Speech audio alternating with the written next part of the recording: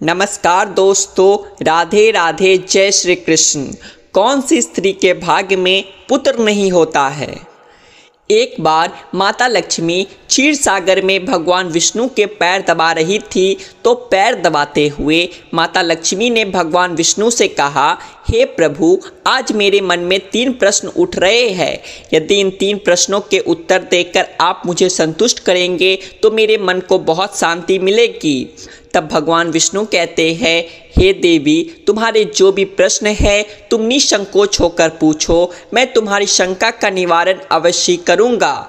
तब माता लक्ष्मी कहती है, हे प्रभु, वह कौन सी स्त्री होती है जिसके भाग्य में संतान सुख नहीं होता है।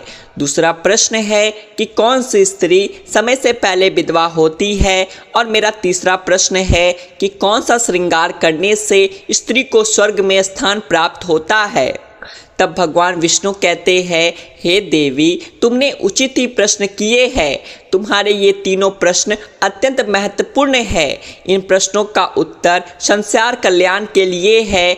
जो भी मनुष्य इन्हें ध्यान से सुनता है उसे पृथ्वी लोक पर संपूर्ण सुख प्राप्त होता है और मृत्यु के बाद उसे मेरे लोक की प्राप्ति होती है। भगवान विष्णु देवी लक्ष्मी से कहते हैं, हे देवी, आज मैं तुम्हें एक अत्यंत पवित्र कथा सुनाता हूँ। इस कथा के माध्यम से तुम्हें तुम्हारे सभी प्रश्नों का उत्तर प्राप्त होगा, लेकिन तुम्हें इस कथा को ध्यान से और पूरा सुनना होगा। इस कथा को कभी आधा अधूरा नहीं सुनना चाहिए। इस कथा में समस्त संसार का कल्याण छिपा हुआ है। जो भी इस कथा को ध्यान से पूरा सुनेगा उसके मैं 32 अपराध क्षमा करता हूँ। तब देवी लक्ष्मी कहने लगी, प्रभु, मैं आपको वचन देती हूँ कि इस कथा को मैं पूरे मन और लगन से सुनूंगी। आप कृपया उस कथा को आरंभ करें। तो दोस्तों, आप सभी से एक विनती है कि आप भी इस कथा को पूरा जरूर सुने। इसे आधा अधूरा सुनना पाप माना जाता है। कथा शुरू करने से पहले कमेंट में जय माँ लक्ष्मी और जय श्री हरि विष्णु अवश्य लिखें। साथ ही वीडियो को लाइक करना ना भूलें। तो चलिए आरंभ करते हैं। भगवान विष्णु कहते हैं, हे देवी, एक समय की बात है, मध्य देश में एक छोटा सा नगर था। उस नगर में एक सेठ रहता था। उस सेठ के 2 पुत्र थे और सेठ के दोनों बेटों का विवाह भी हो चुका था। सेठ के घर में किसी चीज़ की कोई कमी नहीं थी, किंतु सेठ की पत्नी का स्वभाव अत्यंत दुष्ट था। सेठ की पत्नी और सेठ के बड़े बेटे की पत्नी दोनों का ही स्वभाव दुष्ट था। सेठ की पत्नी अपनी बड़ी बहू को तो बहुत लाड प्यार करती थी, किंतु छोटे बेटे की पत्नी के साथ बुरा व्यवहार करती थी। घर की सबसे छोटी बहू अर्थात छोटे बेटे की पत्नी बहुत अच्छे स्वभाव की थी। ईश्वर पर श्रद्धा रखने वाली पतिव्रता नारी थी। वह अकेले ही घर का सारा काम किया करती थी और गृह कार्य में दक्ष थी। इतना अच्छा स्वभाव होने के बावजूद भी उसकी सास उसके साथ बुरा व्यवहार करती थी, उसका हमेशा अपमान करती थी। इसके पीछे का कारण बस इतना था कि बड़ी बहू को एक पुत्र था और छोटी बहू ने पुत्री को जन्म दिया था। पुत्री को जन्म देने के कारण सेठ की पत्नी अपनी छोटी बहू को बार बार ताना मारा करती थी, लेकिन वह बेचारी कर भी क्या सकती थी। जो भाग्य में लिखा होता है उसके साथ वही होता है। भगवान विष्णु कहते हैं, हे देवी, अब मैं तुम्हें छोटी बहू की कहानी सुनाता हूँ। इससे तुम्हें पहले प्रश्न का उत्तर प्राप्त हो जाएगा कि कौन सी स्त्री को पुत्र प्राप्ति नहीं होती। हे देवी, सेठ की जो पत्नी थी वह पहले से ही दुष्ट और कुटिल स्वभाव की थी। उससे उसकी सास भी परेशान थी। सेठ की पत्नी अपनी छोटी बहू को सबसे ज़्यादा दुख देती थी। छोटी बहू का नाम था सुकन्या और सुकन्या को सताने में उसकी सास को बहुत आनंद आता था। सुकन्या बेचारी रोज सुबह ब्रह्म मुहूर्त में जागकर अपने घर के काम करती थी और दिन भर काम करने के बाद उसे रात्रि को ही सोने को मिलता था। इतना होकर भी सेठ की पत्नी अपनी छोटी बहू से द्वेष करती थी।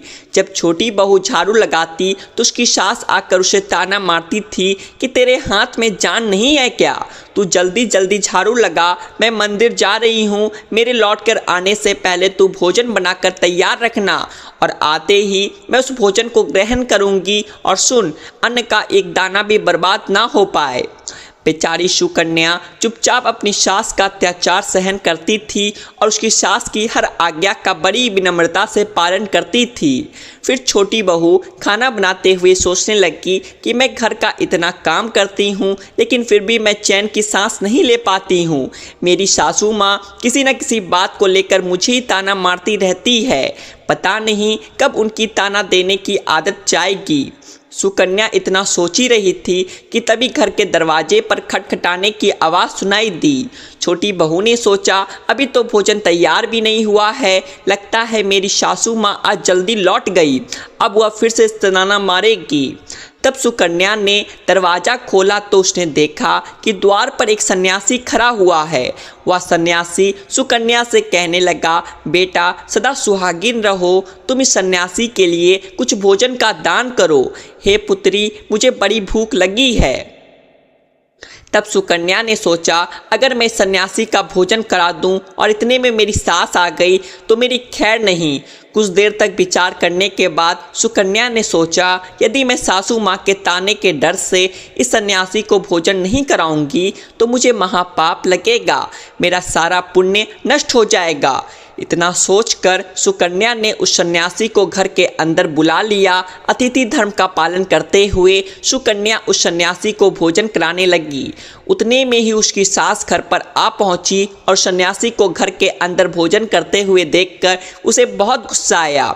वह चिल्लाते हुए सुकन्या से कहने लगी, यहाँ पर क्या किसी प्रकार का भंडारा या दावत नहीं चल रही है जो तू राह चलते भिखमंगे को घर में बिठाकर खिला रही है। सुकन्या ने अपनी सास से बड़ी विनती की लेकिन सुकन्या की सास की ने बहू की एक नहीं सुनी और उसकी सास ने उस सन्यासी को घर से बाहर निकाल दिया और उसके भोजन को उठाकर कचरे में फेंक दिया।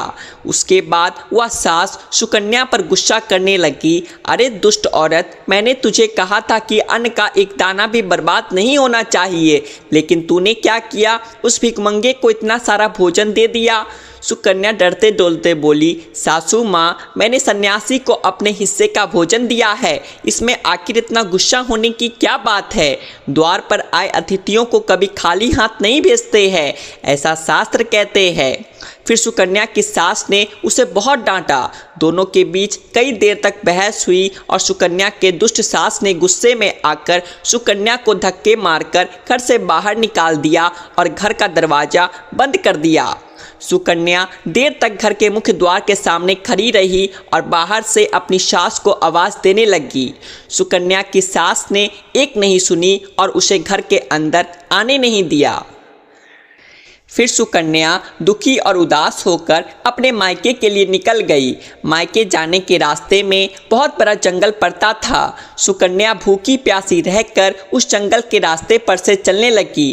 तभी उसी समय अचानक जोर जोर से बादल गरजने लगे और मूसलाधार बरसात होने लगी।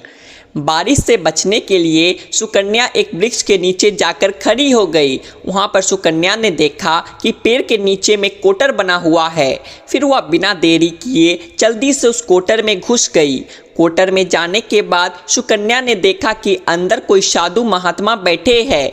वह सन्यासी कोई और नहीं बल्कि भगवान विष्णु ही साधु का रूप धारण करके बैठे हुए थे। जब उस साधु ने उस सुकन्या को देखा तो बोले, हे पुत्री, तुम इस घने जंगल में अकेले क्या कर रही हो? रोना बंद करो, मैं तुम्हारे बारे में सब कुछ जानता हूँ। तुम्हारे ससुराल वाले अत्यंत दुष्ट स्वभाव के हैं और वे तुम्हें बहुत दुख देते हैं। इसका कारण केवल बस इतना है कि तुम्हें पुत्र की प्राप्ति नहीं हुई है। पुत्री को जन्म देने के कारण तुम्हें तुम्हारी सास के ताने सुनने पड़ते हैं। हे पुत्री, तुम चिंता मत करो, मैं तुम्हें एक पर्ची देता हूँ। इस पर जो भी उपाय लिखा हुआ है तुम उस उपाय को पूरे मन के साथ करो, फिर तुम्हें एक गुणवान पुत्र की प्राप्ति होगी। फिर सुकन्या ने वह पर्ची ली और वह साधु वहाँ से अचानक से गायब हो गए। ये चमत्कार देखकर सुकन्या बहुत प्रसन्न हुई और जब बारिश रुकी तो सुकन्या का पति उसे ढूंढते हुए उस स्थान पर पहुँच गया। सुकन्या ने अपने पति को सारी हकीकत बता दी और फिर दोनों ने ही घर वापस ना जाकर उसी जंगल में रहने का निर्णय लिया। वहीं पर रहते हुए एक दिन सुकन्या के मन में पुत्र प्राप्ति का ख्याल आया और वह मन ही मन सोचने लगी कि यदि मेरा भी कोई पुत्र होता तो आज ससुराल में मुझे बहुत ज़्यादा इज्जत मिलती। तभी सुकन्या को उस साधु के द्वारा दी गई पर्ची की याद आ गई और फिर जब उसने वह पर्ची खोलकर पढ़ा तो उसने देखा कि जो स्त्री पुत्र प्राप्ति की कामना रखती है उसे रात्रि में अपने पति की बाईं तरफ सोना चाहिए।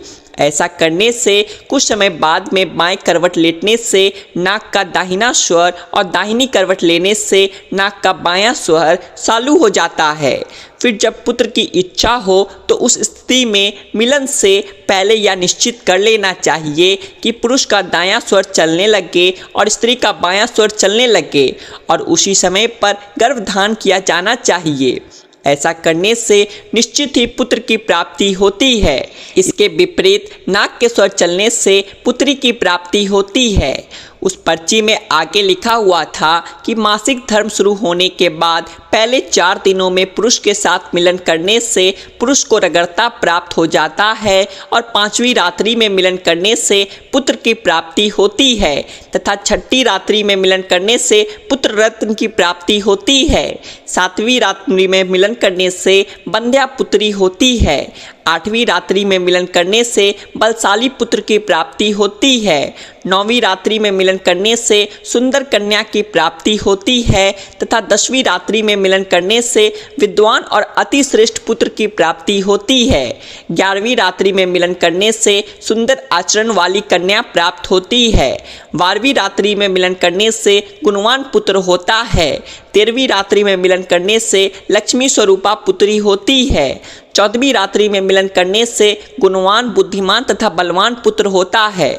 फिर सुकन्या ने मासिक धर्म के बाद 14वीं रात्रि में अपने पति के साथ मिलन किया और उसके बाद गर्भ धारण किया। फिर दूसरे दिन सुकन्या का पति जंगल में लकड़ी काटने के लिए चला गया और सुकन्या घर पर पड़ी रही। फिर अचानक से तेज तूफान आया और सुकन्या की झोपड़ी उड़ गई। फिर सुकन्या दौड़ती हुई उस पेड़ के कोटर में जाकर रुक गई जहाँ पर उसे वह साधु मिला था। सुकन्या वहां अपने पति की राह देख रही थी कि अचानक वहां पर 2 राक्षसी आ गई। वह राक्षसी अत्यंत मायावी थी। फिर उन्होंने उस कोटर के साथ पेड़ को उड़ाकर एक ऐसे स्थान पर चली गई जहां पर बहुत सारा सोना था। जब सुकन्या ने यह दृश्य देखा तो वह चौंक गई। सुकन्या पेड़ के कोटर में छिपी रही।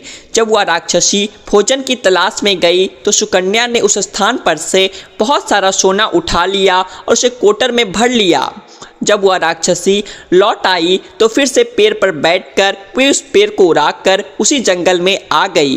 राक्षसियों के जाने के बाद सुकन्या वह सारा सोना लेकर अपने पति के पास चली गई और उसे वह सारा सोना दे दिया। फिर पति और सुकन्या दोनों अपने ससुराल को लौट गए। वहां जाकर उसने अपनी सास को वह सोना दे दिया और सारी हकीकत बता दी, जिसे सुनकर उसकी सास को बहुत गुस्सा आया और बोलने लगी, अरे मूर्ख औरत, तू बस इतना ही सोना लेकर आ गई। इतने सोने से क्या होगा? मैं होती तो बहुत सारा सोना लेकर आ जाती। फिर उसकी सास भी उस जंगल के कोटर में जाकर छिप गई और राक्षसियों की राह देखने लगी। तभी वह 2 राक्षसी वहां पर आई और फिर उन्होंने उस कोटर को उड़ाकर एक बर्फीले पहाड़ पर ले गई। ये देख सास बहुत क्रोधित हो गई और बोलने लगी, ये कहाँ लेकर आई है? यहाँ तो बस बर्फ और मिट्टी है। तभी उन राक्षसियों ने उसकी आवाज़ सुनी और देखा तो एक बूढ़ी औरत पेड़ के कोटर में छिपकर बैठी है। फिर उन्होंने उस सास को बाहर निकाला और उस बर्फीले पहाड़ पर फेंक दिया।